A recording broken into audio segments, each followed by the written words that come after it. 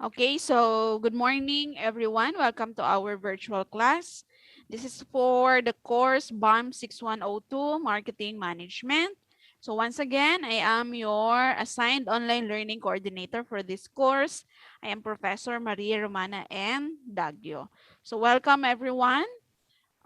For this week, we are going to have the topic on week 2, partnering to build customer relationships. So we will be discussing about more on relations, no, relationships towards our customers. All right, so we've waited enough for other students to join. So let us start now, class.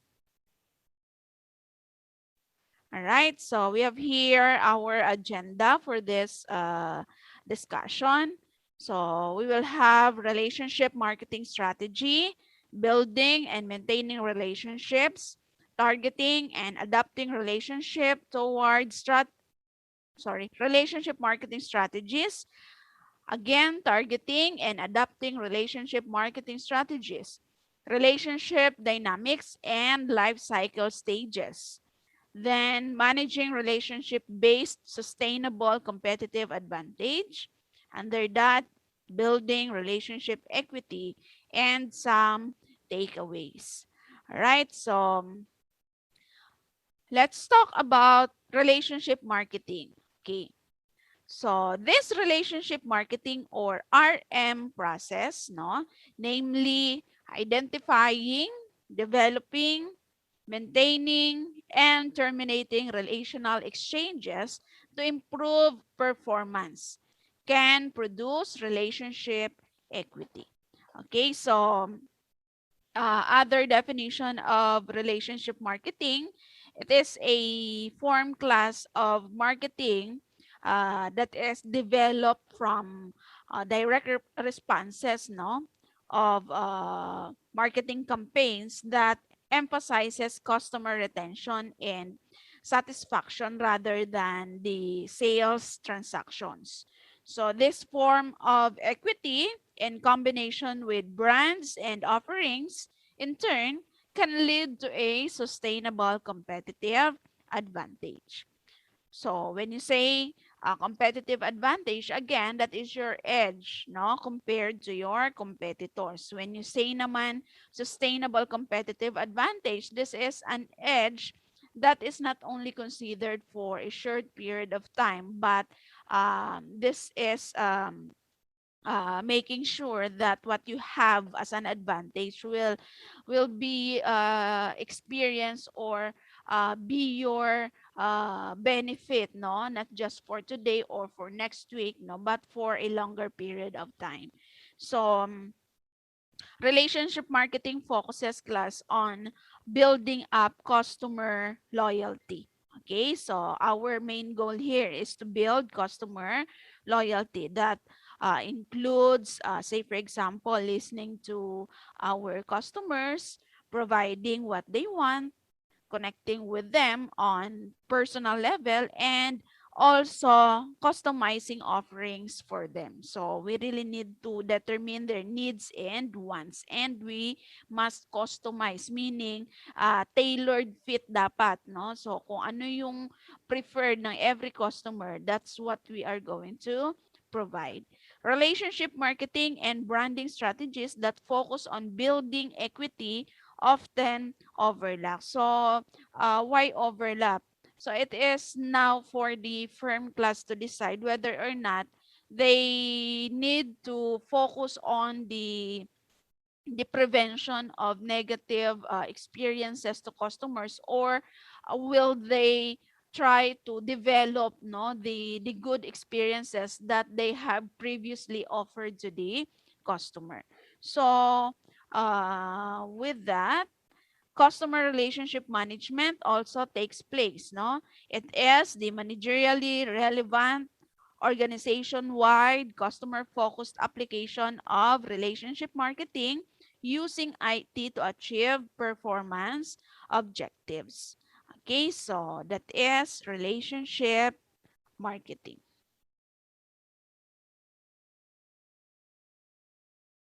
So relationship marketing builds customer relational equity. Marketing principle focuses on building and maintaining barriers or sustainable competitive advantages or SCA to competitive attacks based on the premise that competitors react continually to a firm's success. So, this is a common knowledge naman class no in business, no, in market, no, if your competitor is gaining success, no, etc., then it's for you to, of course, do something to beat the competition. So you may develop your product, you may take some intense promotions, no, anything, no. You are basing normally your effort not just on the performance of your business, but as well as to the performance of other businesses, no? So, tinitingnan mo lagi, no? Ano bang meron sa kanila? So, relationship equity refers to the aggregation of relational assets and liabilities associated with the firm's boundary spanning employees and social networks linked to the offering or experience that add to or subtract from the value provided by the firm's offering. Relationships powerfully affect behavior. Relational based decision making is ingrained in people's psyches. Okay, so um, the relationship that we got, no, or we have with our customers will greatly affect how they will going to buy or purchase or patronize our product or services. Give them something good, and for sure, no, they will still purchase, or most is they will become loyal. Give them bad experience, and for sure, class, no, they will not just try other products, no, other than yours, but also they will try to tell that to other people, which would greatly affect, no, the performance of your business. So create a good relationship towards them and expect good things, no, from the customers. Okay. How to build strong customer relationship to boost loyalty. Okay, so here are some of the ways on how to build relationships and will make our customers loyal. Okay, so write killer emails. Okay, so if you are an old school type, no, na nag-email pa, no, pwede naman. Okay, so email them, no, what would be the benefits, no, of your products, no, what would be your promotions, etc. But do it in not so lengthy email kasi yung interest natin sa pagbabasa ng email, lalo na kung sobrang haba, nawawala. Okay, so make it short and interesting. Embrace pathological empathy. Blow away their customer service expectations, seek feedback, and show you genuinely care. Be consistent and timely in your interactions, establish trust, and reward loyalty. Okay, so bottom line, no, ang pinaka-appreciated talaga ng customers dito ay yung ah, pag pagiging consistent mo, no? Not just in your products, no? Not just in your services, but also consistent on how you interact with them. And finally, after being loyal, no? Ano mapapala nila? So that's why firms do reward loyalty.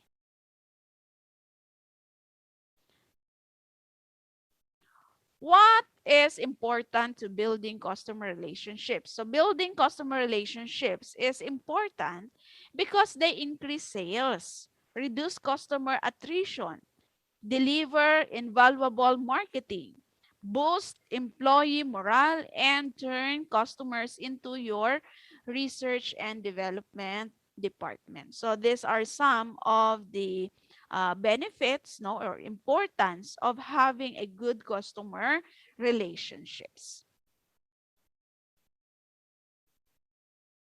So, what role does marketing play in partnering to build customer relationships?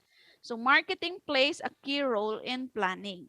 So, provides a guiding philosophy that suggests that company strategy would revolve rather around building profitable relationships with important consumer groups, provides inputs to strategic planners by identifying attractive market opportunities and assessing potential to take advantage. So, we're not only satisfied class of where we are right now, no? Of course, any business would target, no, exploring other opportunities in time, no, in the future. So, only then, no, puwede mong magagawa 'yun kung meron ka ng established customer relationship, 'no. So, kung hindi ka pa okay with your present situation now, how are you going to dream of exploring other opportunities? So, expansion, 'no, diversification is around the corner, class is just around the corner only when you know that you already established what you have right now. Okay? So, key here class, no, is planning. So, many trends are increasing effectiveness of RM strategies, relationship marketing. So, here are some. Shift to service economies, increase in use of marketing channels, aging population and shift of purchasing power, increased global competition, the Me Too offerings, and faster product commoditization. So yung Me Too offerings class, meaning to say, what others see on you, they will try to imitate that. No? So parang, that's a good idea. Imitation in business class is good in some ways. Imitation in a way that you try also to build your own based on the idea of other businesses, no? Nagiging pangit lang naman ang imitation na word class kung literally, no? Technically, kinokopya mo yung kung ano yung product nila. But by mere imitating the idea, no? Hindi naman totally ini-imitate mo, no? You get only the idea and then you try to customize it, no? Ini-improve mo pa. Hindi naman nawawala kaya nga may mga Me Too offerings na tinatawag. So, kung ano yung nauuso, maraming nagiging players in the market, nag-o-offer ng ganon, pero iba-iba din sila, differentiated din naman, depending on the needs and wants of the customers. So, firms look for additional sources of sustainable competitive advantage and higher marketing ROI or return on investment. So, by way of advertising saturation. Benefits from relationship equity. So, relationship marketing efforts seek to improve relationship characteristics with an exchange partner and build relationship equity in the hope of ultimately improve financial performance. So RM activities do not affect financial performance directly. So hindi naman talaga ibig sabihin class that if you have good relationship with customers, direct ang effect. No, by building a good relationship with our customers, that's the first step, no, para ma-improve din yung ating financial performance. Ano ba yung financial performance? Yung in terms of sales, no, yung nabibenta natin, no. So indirect ang effect class ni RM, no, relationship marketing. So establish muna natin and then pag na-gain na natin yung trust ni customer, ni consumer, so that's the time that they will reciprocate that. So in what way sila magre-reciprocate class, no? Paano nila ibabalik 'yon? By way of purchasing our products or services. So instead of direct class, no, etong RM, they help build relationship equity which influences customer behaviors, which improves the seller's financial outcomes. This chain of effects operates through four mechanisms. So first, cooperative behaviors, relational loyalty, referrals of or word of mouth, and empathetic behavior. So these are the things that you may expect, no, once you have relationship marketing. Okay, example class. Okay. So partnering to build customer relationship. So Corning. So Corning is a committed partner to Apple, manufacturing all the touchscreens for the iPhone. So yung isa sa major component class sa paggawa ng isang phone na ni Apple ay ang touchscreen. So merong nagsusupply, nagmamanufacture for Apple for that. So, Corning, no? A new manufacturer stepped into the market with tougher, lighter, and glossy touchscreens. Corning is forced to innovate to maintain its relationship as a top supplier with Apple. So since every now and then, no, there are new entrants in the markets, new players in the market offering much tougher, lighter, glossy touchscreens, no? So Corning now is forced or they really try their best, no, to maintain the relationship, no, their relationship with Apple, no, by way of what? Of course, no, through research and development, no, what else? By supplying only the best touchscreens to iPhone. So in turn, Apple also devotes attention to Corning's R&D effort by informing Corning about the desired properties of the new touchscreens. Example, no, the size, toughness, and texture. So, you see, class, there is a good relationship between the two companies. Okay? So, the Corning, manufacturer of the touchscreens that is being used by Apple for the iPhones, then in return, no, si Apple, since na-appreciate niya yung effort na binibigay ni Corning, so siya din mismo ang nagsasabi kung ano yung specifically ano ang gusto niya sa touchscreens, ano yung size halimbawa na gusto niya as to toughness, no? Ano ba yung mga specification, the texture, etc. So you see, pag na-build mo na yung good relationship, partnering, eto naman class, we are talking about partner relationship, no? Partner relationship. Iba naman yung partner relationship natin towards our customer. We view our customers as our partners for our success, no? So, this is a good example wherein they help each other, class. Corning is helping Apple to maintain the quality of phones, no, that they offer to the market, and in turn, Apple also try to give ideas, no, as to what Corning can develop or what they can improve, no. So that is partnership to build customer relationships. So these efforts on the part of Apple and Corning support and strengthen the relationship bond between these partners. So the first mechanism that we have mentioned earlier is the cooperative behaviors. So cooperative behaviors are coordinated, complementary actions between partners to achieve a mutual goal. So pag the other partner did something, no, to you, no, did good thing, no, in return, no, ganun din, no, ang ibabalik mo sa partner mo. So this creates value beyond what each individual firm could do on its own. Cooperation increases customers' flexibility and adaptiveness rather to sellers' requests for changes, information, or reciprocation.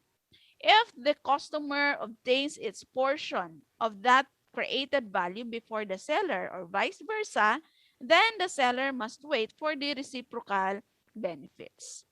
Commitment encourages the parties to remain in their valued relationship and bonds, even if the reciprocity is delayed or non-equivalent.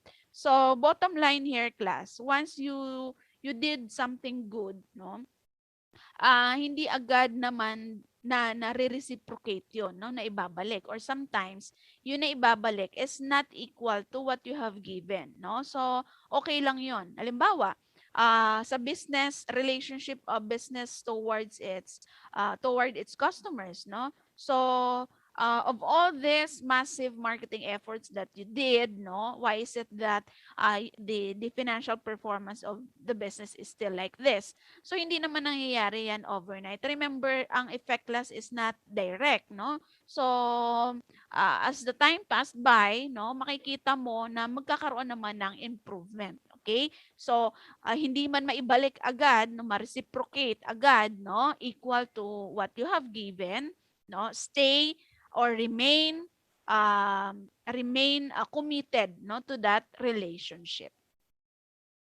Hindi lang for business to customer relationship, plus also yung mga partners ng business, yung mga suppliers, no, etc. Next mechanism is the relational loyalty. Relational loyalty is the likelihood that the customer provides the seller benefits in the exchange process due to their relational attitudes and ties. Relationships positively influence this loyalty because customers perceive less risk dealing with trusted partners, act on relationally generated belonging, and minimize cost by buying from valued sellers. So, you see, pag proven na ng customers or consumers yung product mo or service, no, they will or mababa ang chance na mag-take pa sila ng risk sa ibang nag-o-offer nun. Kasi ayaw nilang mag-deal with untrusted dealers, no, or partners. So, proven na. So, that's why I always say this, that at the first attempt of the customer to buy or to try the service that you offer, no, make them feel, no, the good experience, no, nothing but the good experience, no, total satisfaction lang ang ibigay natin because once na establish na natin yung trust, no, sa kanila, no, we can expect that eventually these customers will be loyal to us. Okay? So, loyalty is very determinant. Ito yung pinaka nagde-determine talaga, class, no? Of the firm's success, no? In the competitive marketplaces. Again, without our customers, no, tayong mga business, halimbawa, kung may mga negosyo tayo, wala din. No? So, sila talaga ang lifeblood ng business. So, referrals, no? Third is referrals or word of mouth. So, every now and then, you hear this word, no? Word of mouth. Ano ba yan? So, this is the free advertisement promotion, no, that satisfied customers, no, do to your business. So referrals or word of mouth reflects the likelihood that a customer comments positively about a sellers to others. So ito yung sinasabi niya sa mga kakilala niya, no? Word of mouth or referrals. So relational bonds, feelings of gratitude and positive attitudes drive the motivation and willingness to provide requested or unrequested referrals. So if it is a good experience, expect that the referral also is a good referral. Pero pagka not so good experience, no, they will try to advise others to refrain from visiting or buying your goods, no, or service. So in both ways, class, no, maaaring magiging positive or negative ang effect na to. Okay? So, because it is not affected by switching costs or lack of time or motivation, word of mouth provides an effective indicator of customer loyalty. Only customers with strong, trusting relationships are likely to risk their reputations by advocating a seller to another potential customer. So, siguro nagagawa niyo rin naman ito class 'no, hindi niyo lang nano-notice pero, you do this, okay? Yung referrals and word of mouth lalo na kung satisfied kayo dun sa experience niyo or minsan sa mga, reviews, naglalagay kayo ng mga reviews niyo doon. So that 'pag nabasa naman ng ibang, unexperienced customers ay may idea na sila kung ano yung puwede nilang makuha out of that. Hindi lang sa mga tangible goods, even yung sa mga intangible, yung mga services, no? Ano pa, yung mga kahit nga sa movies bago nyo panoorin or bago kayo mag-subscribe sa kung saan man, no? Tinitingnan niyo muna yung mga reviews, no? If it is worth watching for or baka waste of time lang. Gaya din sa products and services, no? Gusto mo malaman din, magkaroon ng idea, baka masayang lang din yung pera mo, no? Referrals and word of mouth differ from loyalty favored behaviors because they represent different performance enhancing pathways.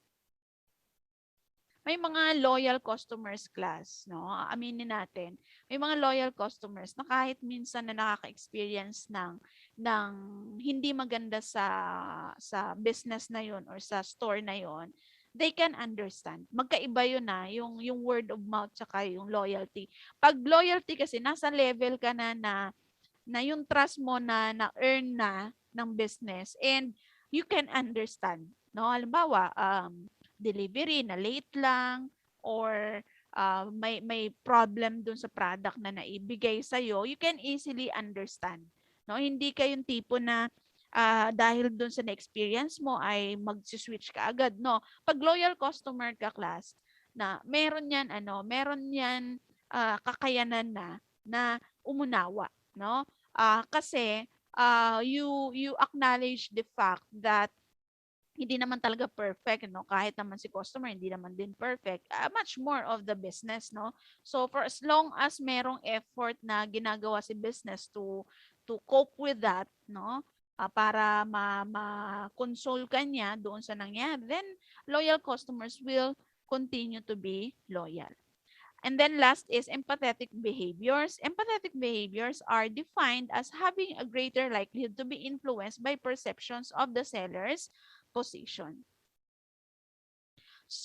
Customers in a strong relationship may attribute service failures to external causes that the seller cannot control. So ito yung sinasabi ko kanina. Kung merong nangyari, parang ang iniisip na lang ni loyal customer class ay hindi naman kasalanan ni seller yan. Siguro ay that's beyond his or her control, no? So you can understand, which could reduce the impact of those failures on their purchase behaviors. So their sensitivity to and empathy for sellers difficult, no? For the sellers difficult also may prevent them from imposing the price reduction pressures that are common responses to service failure. So minsan wala na magawa si seller dahil may mga ganitong klase ng failures na napipilitan tuloy siyang ibagsak ang presyo. But since merong empathetic behavior, pag-unawa, simpatya, no? Doon kay seller, naiiwasan na natin yung mga ganitong bagay.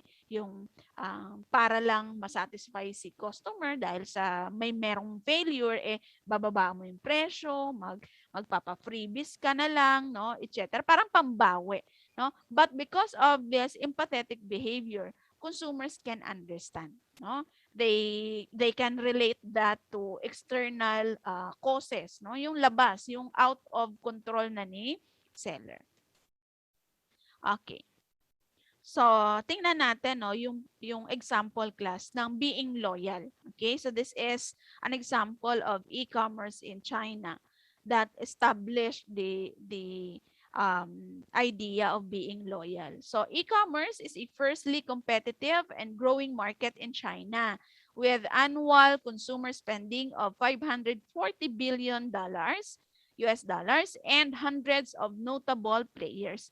So, in e-commerce, no, maraming players na maraming nag-o-offer, no?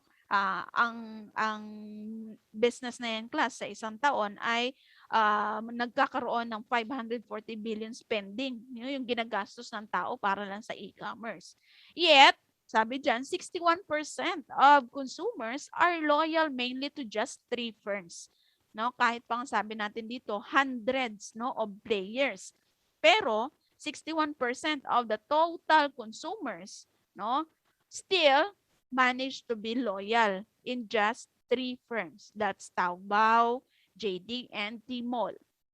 A recent report indicates that many of these loyal customers remain open to receiving promotions from these e-commerce brands via email or mobile messaging. So, dahil hindi rin naman tumitigil class, etong 3 firms na ito to give back to their customers, no? So, in return, nanatiling loyal pa din sa kanila ang customers kahit na napakaraming players, no? So, kahit na pare-pareho class, no? Undifferentiated yung offering, no? Wala naman din pinagkaiba, no? O kaya naman mas mura or mas maganda yung sa offerings ng iba, no?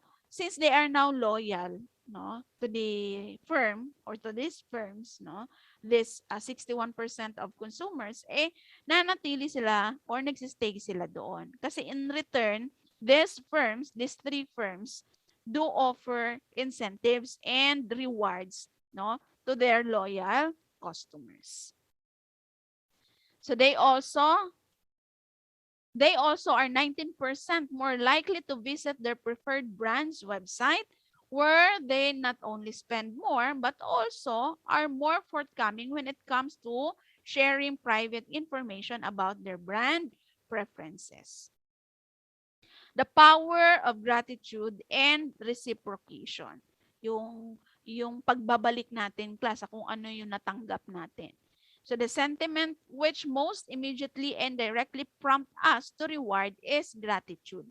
So on the part class of business, no, once na gumanda yung performance ng business class, madali namang mag-reciprocate si business. Yung kanyang gratitude, yung kanyang pagtanaw ng utang na loob sa kanyang customer. So they do that in ways of giving rewards, no, or incentives to their customers.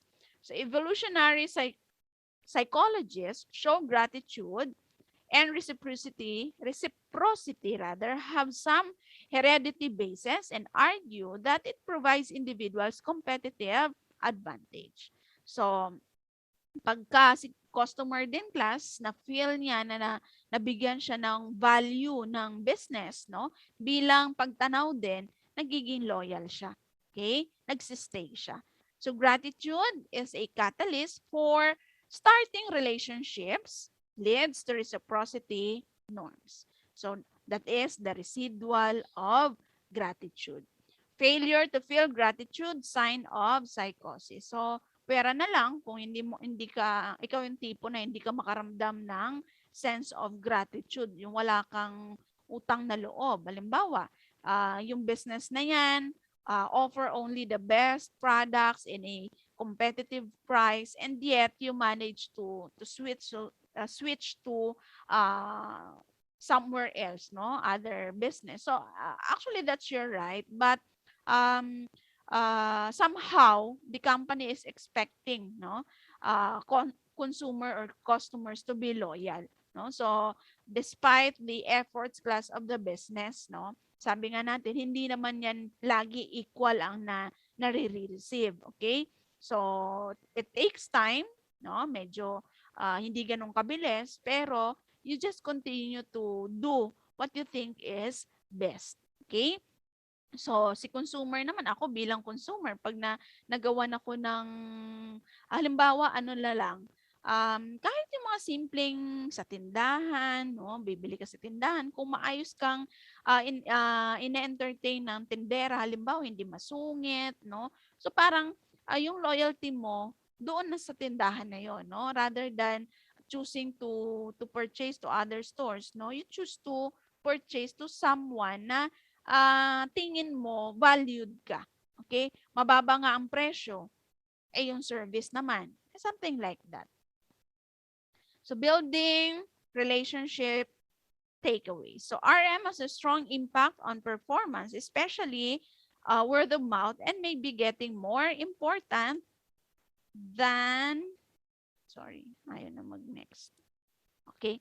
Getting more important class than the sabi ko kanina yung developing kung ano na yung good things na na-offer mo. Kasi ganito yan eh, parang prevention is better than cure. So si business, ang focus niya talaga ay to try their very best, no? To let these bad experiences not to happen, okay, rather than trying to resolve that, no, trying to um, do something about that. And ang hindi napapansin kasi, yung good things dapat na maintain din natin or nai-improve na natin. So ang efforts ngayon ay napupunta sa dapat wag mangyari to, no? Kaysa kung ano yung nangyari maganda, i-improve pa. Okay? So RM needs to build gratitude, reciprocity norms, trust, and commitment. Gratitude helps start relationships. Effect on gratitude can be leveraged by delivery. That's free will, motive, timing, and value. Interfirm RM needs to build breadth and authority. So relationship operate at many levels simultaneously. So individual and firm but susceptible to turnover. Pag sinabing turnover class, yung sinabi ko kanina, not all your efforts are equally reciprocated. So may mga turnovers, no? Okay lang 'yon for as long as you continue to strive to deliver only the best, no? So eventually makikita at ma-appreciate naman 'yan ng customers. So RM strategies, so expertise and communication. RM investments, it can be social, structural, and financial. Then dependence, duration, and frequency not effective. Okay, maintaining relationships. A negative event can overwhelm and accumulation of positive, sorry, a negative event can overwhelm an accumulation of positive activities. Long-term RM success often depends more on preventing the bad than on promoting the good. So this was what I mentioned earlier. Negative activities generally have approximately twice as strong an effect as positive activities, but not all negative events are the same. So you see, the effect of negative events class are twice as strong, no, than those positive activities. So mas iba yung impact class, no, ng negative events kaysa doon sa positive. Companies sometimes welcome toxic poisons by engaging in actions that generate and even encourage perceptions of unfairness. When managers recognize unfairness as a relationship poison, they should find the antidote by revising their RM and loyalty programs to make the benefits for targeted customers invisible to bystanders. Preemptive approaches might be the best antidote. Yung hindi pa nangyayari class, gawin mo na. Okay? So, let's have an example. Okay? So, yung unfairness, how unfairness class could affect the business. So, this is a case of United Airlines. So, United Airlines cited its contractual policy, no? When it refused to spend $1,200 to repair a passenger's guitar that its baggage handlers had carelessly broken. So nasira ng kanilang staff, no, ang gitara ng isang passenger, and they refused to spend $1,200 for that, for the repair. The passenger received word that he was ineligible for compensation because he failed to make the claim within United's stipulated 24-hour time frame. So, hindi na siya subject for claim class. Hindi na siya eligible for that because according sa policy, kailangan kung nangyari yan, you have to process, no, your concern within 24-hour time frame. The passenger vented his frustration, nilabas niya yung kanyang frustration sa nangyari by creating a song entitled United Breaks Guitars and uploaded it in YouTube. Okay? So sa tindi ng kanya naramdaman, wala siya napala, no? Nag-create siya ng song. So as of 2014, it garnered almost 14 million views and may have cost United Airlines 180 million. So you see, kung nagbayad ka ng 1,200, no, kesa sa 180 million na naging damages, no, sa business mo. Bakit umabot ng ganito? Syempre, class, napaka tawag dito, napaka influential din naman na platform ang YouTube. So maraming nakapanood. Imagine 14 million views. So yung 14 million viewers rather na yan, eh magkakaroon din ng referrals and word of mouth, nag-multiply, kahit i-multiply mo lang yan ng by 2, tapos yung napagsabihan mo, sasabihin din sa iba. So, ano na yan, magmumultiply na. Kaya, rather than what you call this, trying to be stern and be stiff, no, strong doon sa inyong policy na meron kayo, sometimes you have to weigh things. You have to consider the situation, no? Baka naman pwede. There are always exemption to the rule. So baka mas higit pa doon ang maging pinsala, ika nga. Kasi eto, no, talagang proven naman na na sira ng kanilang baggage handler yung gitara. So tingnan mo din ano yung rason bakit hindi na umabot sa 24-hour time frame. So baka valid naman yung reason. So with that, dahil sa sobrang frustration niya, no, ganun na naging effect. So ang goal lagi class talaga ng business ay mapacify, no? Mapacify natin yung mga concerns para hindi na lumabas, hindi na mag-create pa ng napakalaking problema. I remember class, no, during my college days, share ko lang, no, with regards to ganitong klase ng situation, na yung mga negative na nangyayari sa business. I known a particular fast food, no, na kung saan itong fast food na to ay na tabloid, no? Tabloid yung mga maliliit lang naman na newspaper class. So na-issue siya kasi may customer na nag-complain. So the next day, nasa tabloid na kagad itong fast food chain na ito. Okay. So, ang ginawa ng store, okay, that very morning, pinakyaw nila lahat ng mga tabloids, no, doon sa area, sa vicinity, no? Basta malapit doon. Kahit pa nga siguro ilang kilometro pa ang layo, lahat 'yan.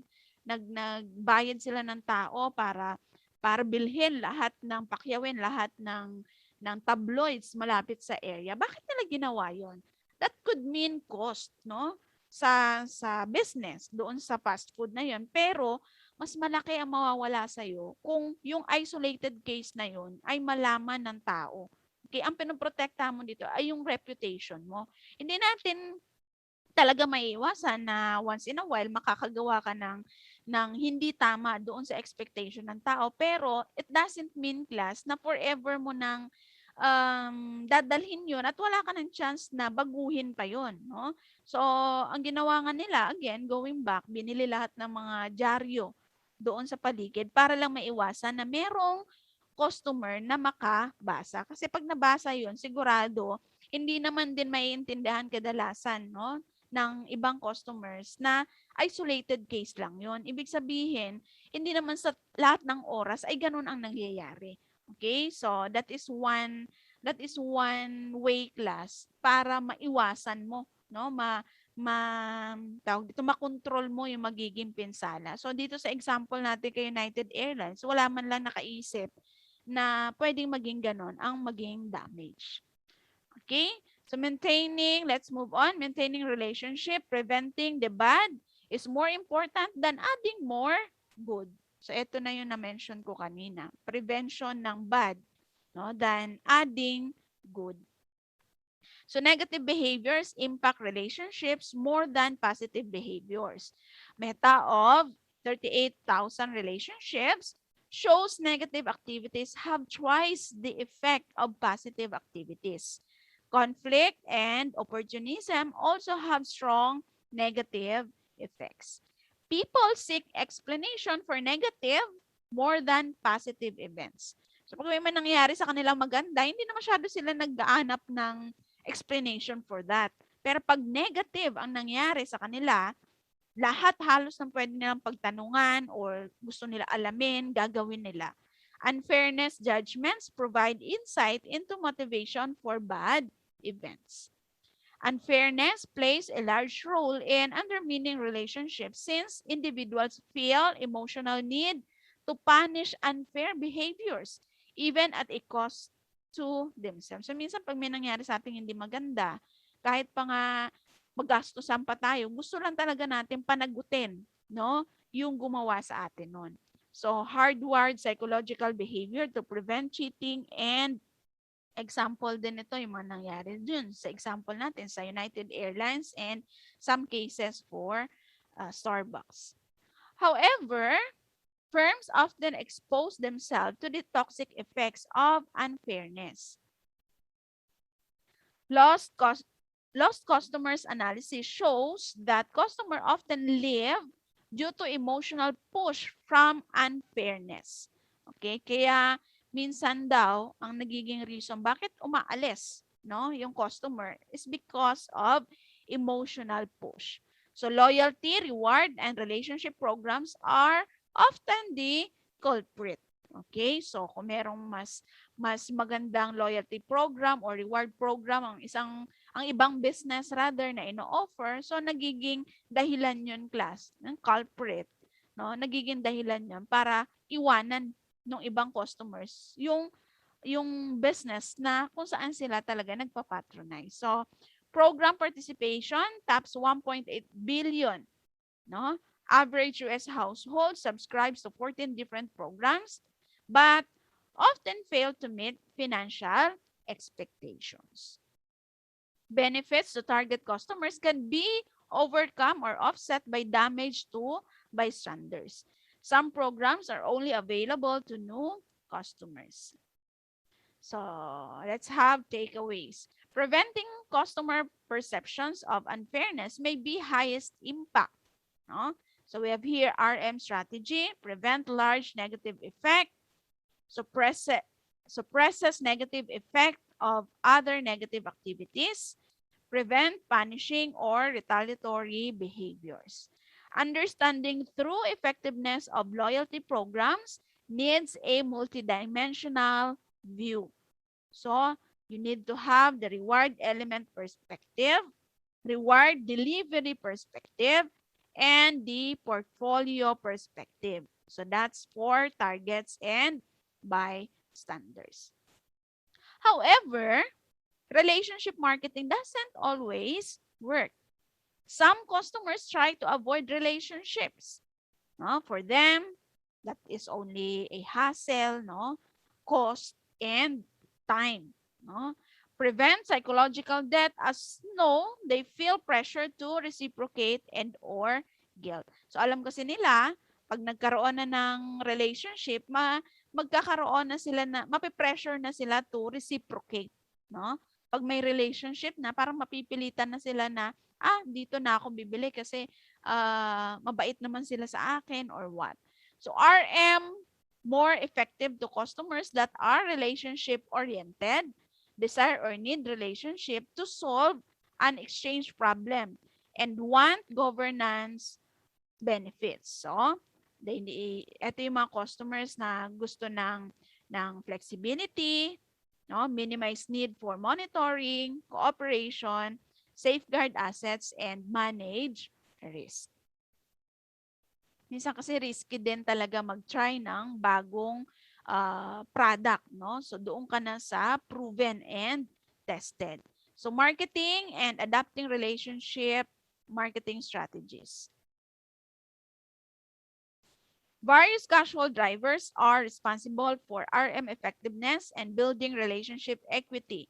Their effects also depend on environmental or contextual factors. Though, When contextual factors increase a customer's relationship orientation or desire to engage in a strong relationship, they increase its receptivity to relationship building, prompting more effective RM.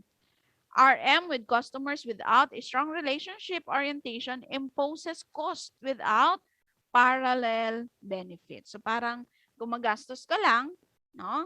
And then walang balik galing kay customers. Targeting RM. So RM strategies need to be adapted based on customer governance needs. So that's customers' desire or need for a relationship or relationship orientation. And another is based on customers' culture.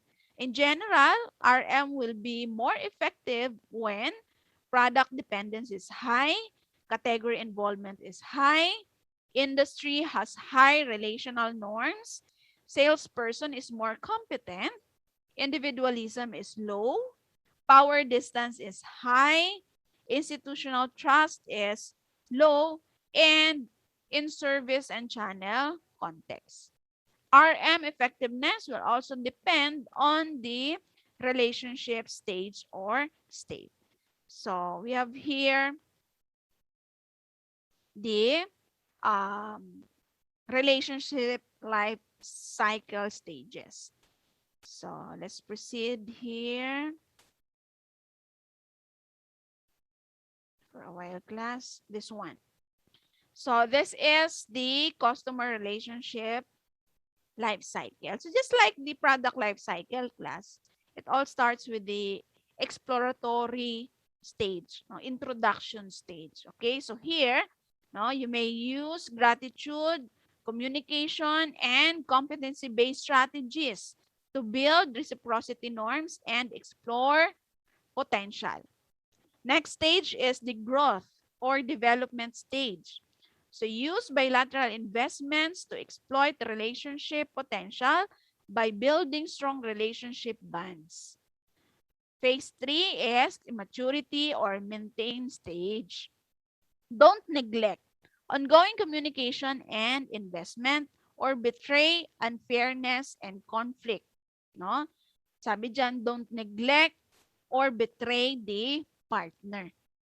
Then, next is decline or recovery stage. So, use communication together with compromise to recover the relationship and avoid an exchange that is based solely on dependence. Okay? So, you see the trend glass, pataas siya, no? And then eventually mag-decline. Kaya tinawag na life cycle and class because whenever you feel this, you feel that you are on this stage class, no? It's always good to explore again, introduce again, then experience the growth, the maturity. So, laging ganun, life cycle, no? So, this is the customer relationship life cycle.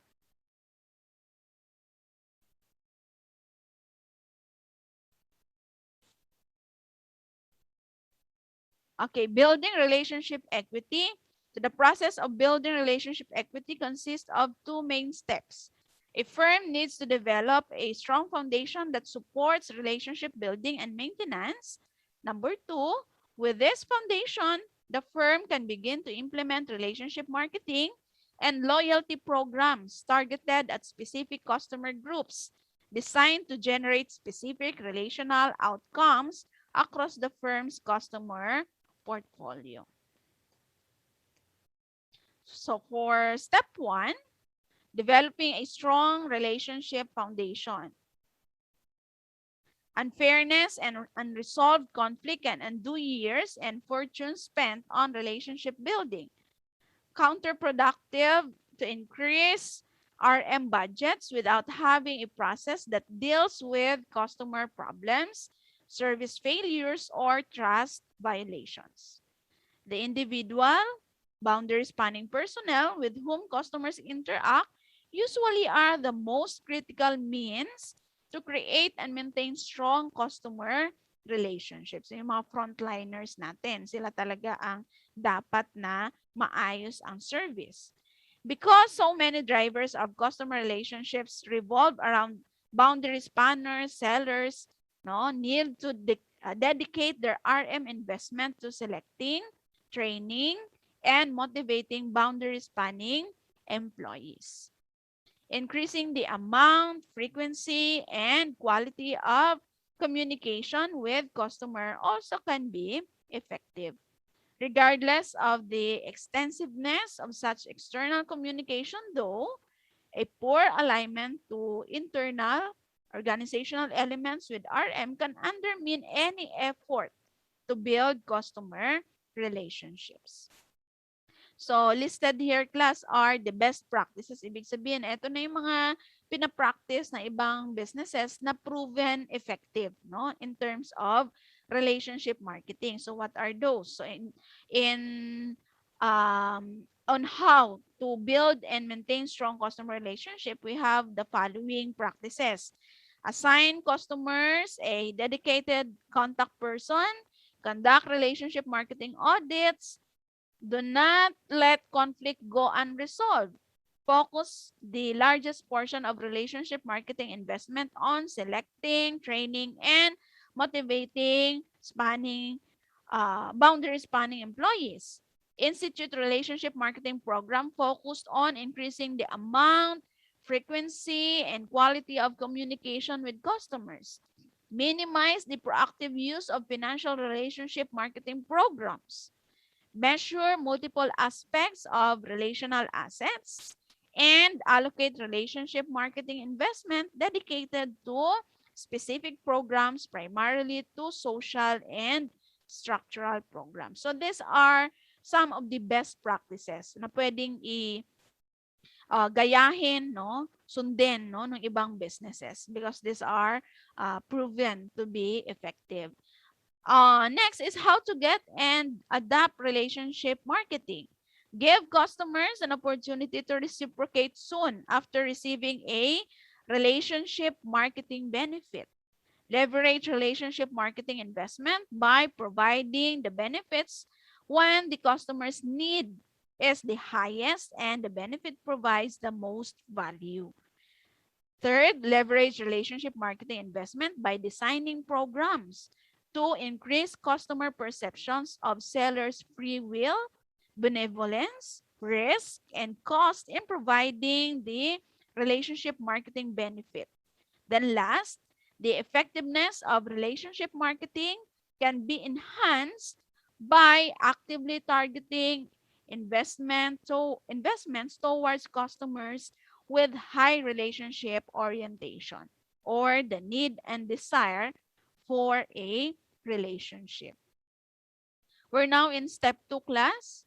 Okay, that is implementing targeted RM and loyalty programs. So different RM programs build different forms of relational ties that generate varying returns from different types of customers.